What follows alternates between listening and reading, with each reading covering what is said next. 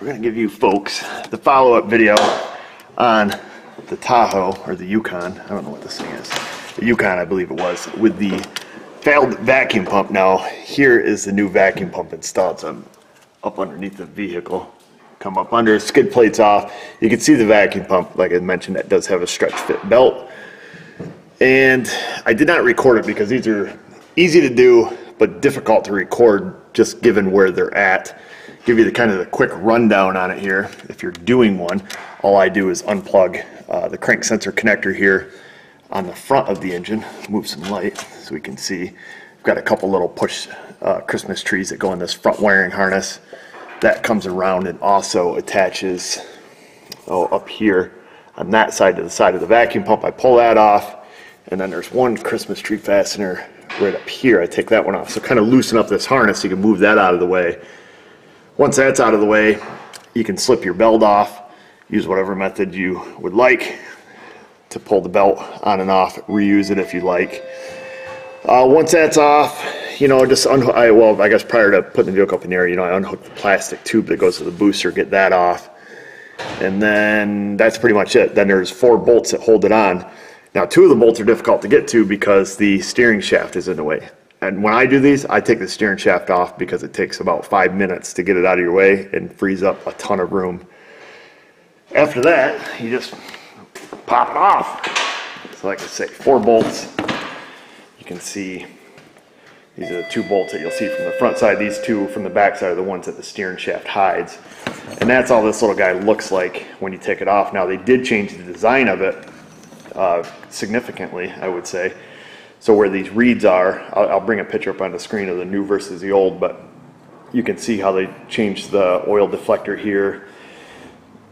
You know, just some of the design of it. You can see, pictures speak more than words.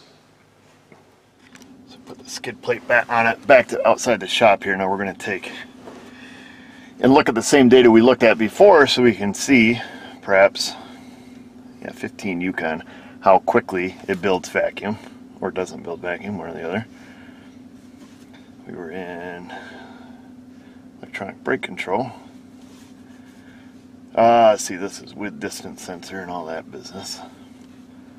Get near anything, the seat vibrates and the whole spiel. So let's see, we want, I think we'll come in here and grab our data.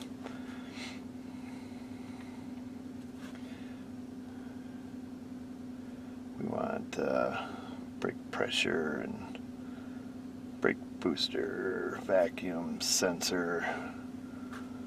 This way here we can tell when I'm on the brakes and when I'm not. I don't know why the brake pressure sensor is already at 300 and some PSI. We'll disregard that for the time being. So we can see this one just sitting at an idle, or what, 24 inches of vacuum, roughly. I'll step on the brakes,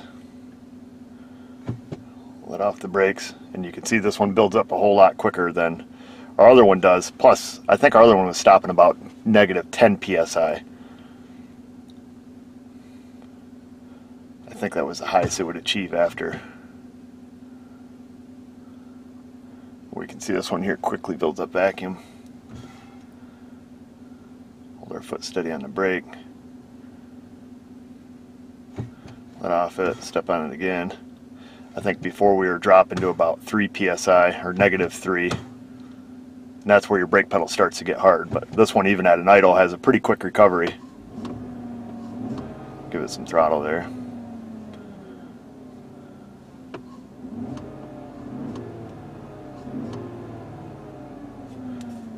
We'll step on the brake, let off it.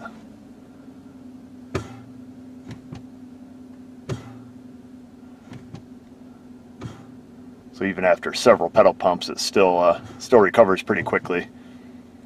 And that was her complaint, you know, she'd do a couple stops like this, you know, 3 or 4 stops in a row, and, you know, you'd end up hitting the car in front of you or hitting whoever you were pulling into at the grocery store. This one here has quite a bit faster recovery, but it should, it's a new pump.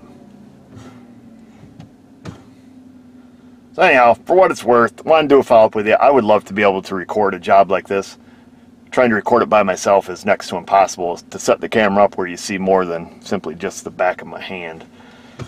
But they're not overly difficult. If you take the steering shaft off, it's not a bad job. It's just a little awkward, we'll say. But you can do it without pulling the steering shaft, but for the 5 minutes it takes to pull it off, just do it, get it out of your way, and it's 1,000 times easier.